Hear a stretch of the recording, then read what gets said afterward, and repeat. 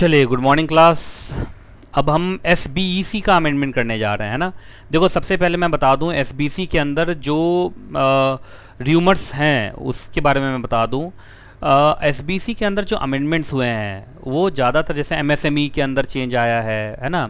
और आपका स्टार्टअप के अंदर थोड़े बहुत चेंज हुए हैं। लेबर लॉ के अंदर जो चेंज हुआ है उसमें से बहुत सारा चेंज अभी अप्लीकेबल नहीं है, और जो अप्लीकेबल हुआ है वो भी उस डेट को हुआ है जो जुलाई अटेम्प्ट के लिए अप्लीकेबल नहीं है ना। जैसे कुछ तो अप्लीकेबल, जैसे लेबर लॉ के अंदर जो अमेंडमेंट हुआ, लेबर लॉ वाले अमेंडमेंट अभी अप्लीकेबल हुए ही नहीं हैं, या जो हुए भी हैं वो उस डेट को हुए हैं जो डेट से अगर 6 महीना गिनेंगे तो जुलाई के बाद पहुंचता है, तो दिसंबर के लिए वो अप्लीकेबल है। तो एसबीसी में ज़्यादा अमेंडमेंट नहीं है। बच्चे बड़े परेशान है, मैं सुना लेबर लॉ में बहुत अमेंडमेंट, लेबर लॉ में अमेंडमेंट। लेबर लॉ में जो भी अमेंडमेंट हुआ है वो दिसंबर से लागू होगा। पहले इंडिया में कुछ लॉ को इम्प्लीमेंट किया गया, कुछ लॉ को इम्प्लीमेंट नहीं किया गया। अब आईसीएसआई का नया मॉड्यूल देखना, आप नए मॉड्यूल के अंदर लेबर लॉ में कुछ भी अमेंडमेंट नहीं किया, बस उसमें नीचे लिख दिया है कि लेबर लॉ से जुड़ा हुआ जो कोड है वो पास हो गया इतने इतने तारीख को, लेकिन अभी तक इंडिया में इम्प्लीमेंट नहीं हुआ है। तो इम्प्लीमेंट होता जाएगा, अपने कोर्स में आता जाएगा, मैं पढ़ाता जाऊंगा, तो आपको घबराने की ज़रूरत नहीं है। जहाँ जहाँ अमेंडमेंट है वो मैं करवा दे रहा हूँ, है ना। तो पुराने ओल्ड सिलेबस के बच्चे भी थोड़ा सा परेशान रहते हैं लेबर लॉ को लेके, उसमें भी ऐसा कोई खास अमेंडमेंट नहीं है। देखो, लेबर लॉ चेंज होगा तो दोनों के लिए होगा। ओल्ड सिलेबस में आईएलजीएल वालों के लिए होगा, न्यू सिलेबस में एसबीईसी वालों के लिए चेंज होगा, तो आप घबराते क्यों हैं, है ना। तो चलिए शुरू करते हैं हम एसबीईसी का अमेंडमेंट, ठीक है जी।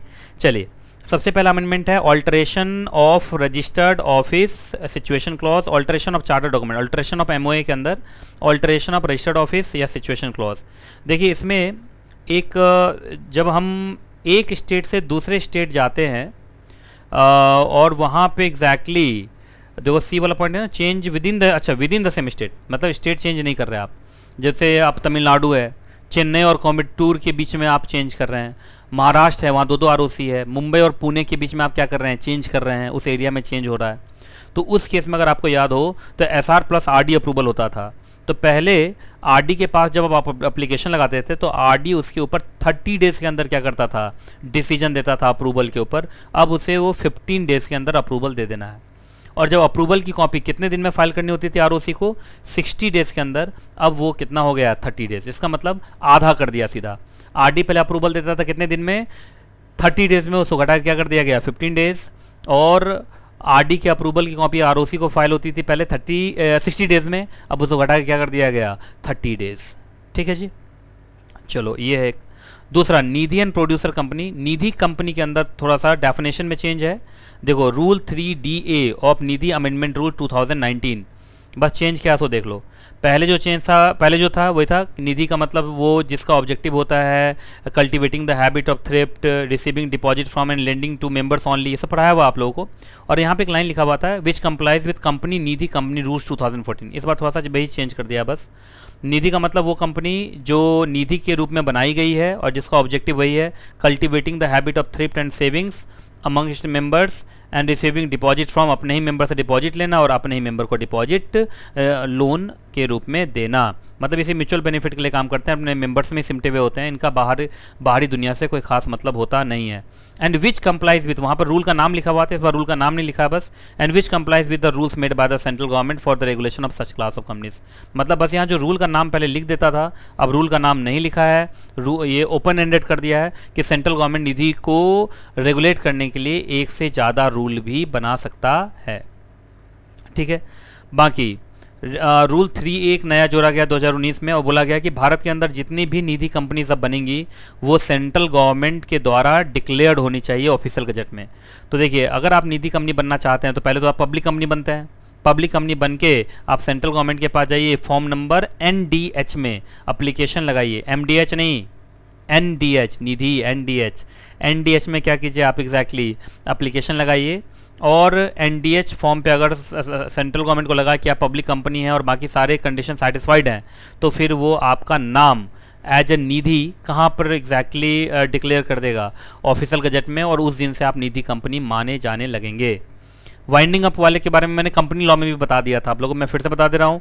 अब जो कंपलसरी वाइंडिंग अप है, compulsory winding up chapter 20 of companies act से चलता था, अब वाइंडिंग अप के ऊपर रूल्स भी बन के आ गए हैं, जिस रूल का क्या नाम है, कंपनीज वाइंडिंग अप रूल 2020। तो बस रूल भी अब आ चुका है, इस बात का ध्यान रखना है। बाकी मैंने बताया था कंपनी लॉ के अंदर, फिर से बता दे रहा हूँ। पहले सेक्शन 271 वाले ग्राउंड पे, है ना, आरओसी एग्जैक्टली, ये तो खैर अमेंडेड ही है, अमेंडेड, दोनों ही अमेंडेड है, ये दोनों ही अमेंडेड है बेसिकली। पहले यहाँ पे लिखा हुआ था कि बी सी डी सिर्फ इन्हीं 3 ग्राउंड पे आरओसी एप्लीकेशन लगा सकता है for the purpose of compulsory winding up. लेकिन अब बताता है सिर्फ क्लॉज ए छोड़ के, इसका मतलब बी भी चलेगा, सी भी चलेगा, डी भी चलेगा, ई भी चलेगा, एफ होगा तो एफ भी चलेगा। मतलब सिर्फ क्लॉज ए को छोड़ देंगे, क्लॉज ए वाला ग्राउंड को छोड़ देंगे, बाकी सारे ग्राउंड पे आरओसी चाहे तो पिटीशन लगा सकता है for the purpose of compulsory winding up. NKJ SBC volume 2 के अंदर बस एक लेबर लॉ में थोड़ा सा चेंज है, वो क्या चेंज है वो देख लीजिए। ईएसआई एक्ट के अंदर चेंज है, और ईएसआई के अंदर जो कंट्रीब्यूशन होता था, ईएसआई कंट्रीब्यूशन, पहले एम्प्लॉयर कितना देता था 4.75% और एम्प्लॉय कितना देता था 1.75%। अब उसको घटा दिया गया है। एम्प्लॉयर का कंट्रीब्यूशन क्या रह गया 3.25%, और जो एग्जैक्टली एम्प्लॉय का कंट्रीब्यूशन है वो कितना है 0.75%। तो अगर देखा जाए तो यहाँ 1% एम्प्लॉय के लिए 1% घटा दिया गया है, और एम्प्लॉयर के लिए अगर आप देखेंगे तो मुझे लगता है 1.5% घटा दिया गया है ना। तो कंट्रीब्यूशन में चेंज आया है। एम्प्लॉयर कंट्रीब्यूशन में मुझे लगता है 1.5% का चेंज है, मतलब 1.5% घट गया अब, और एम्प्लॉय का 1% अब कंट्रीब्यूशन घट गया है। बस ये चेंज है। बाकी मैं बता दे रहा हूँ बार बार कि लेबर लॉ के बारे में जो बात बताई जा रही है कि बहुत चेंज, तो लेबर लॉ के बहुत सारे लॉज अभी इम्प्लीमेंट नहीं हुए हैं, या जो इम्प्लीमेंट हुए हैं वो दिसंबर से लागू होंगे आईसीएसआई एग्जाम के लिए, है ना, वो दिसंबर से वैलिड होंगे, है ना। तो जब भी अमेंडमेंट होगा मैं आपको बताऊंगा, ठीक है। तो एसबीसी में अमेंडमेंट यहीं तक, फिर मिलूंगा अगले अमेंडमेंट में, और जब तक मैं ना मिलूं दुआ में याद रखिएगा। खुश रहें आप, खुश रहें आपका परिवार।